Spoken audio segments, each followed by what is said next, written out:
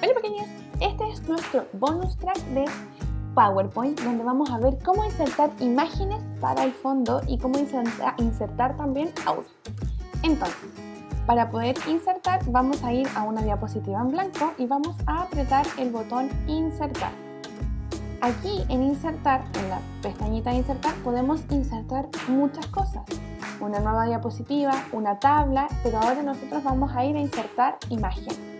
En insertar imagen usted puede explorar fotos, que son las que vienen con PowerPoint, o puede insertar imagen desde archivo. Yo en este momento voy a insertar desde archivo una imagen cualquiera. Vamos a buscar entonces una imagen que pueda tener en alguna parte. Vamos a ubicar entonces una imagen. Tengo esta de papel y la vamos a insertar.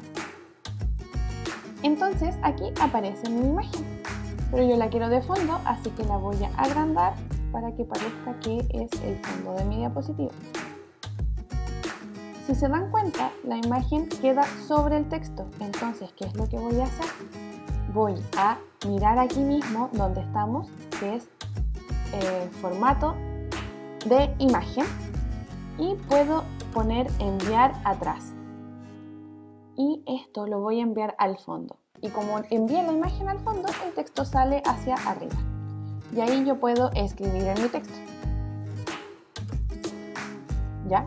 Entonces ahí tenemos cómo poner una imagen de fondo. Pero también quiero poder poner un audio. Entonces vamos a poner insertar. En insertar tenemos aquí este botón que dice audio. Entonces usted puede explorar audio, que son audios que tiene PowerPoint, o un audio de un archivo, que puede ser una canción o algo que usted tenga por ahí, o puede grabar su audio. Y este es el que quiero que miremos. Vamos a grabar audio y nos va a aparecer esta pestaña con este botón. El botón rojo universalmente significa grabar. Así que vamos a empezar a grabar. Si se fijan, está diciendo grabando audio. Y aquí el ecualizador se está moviendo con el sonido de mi voz.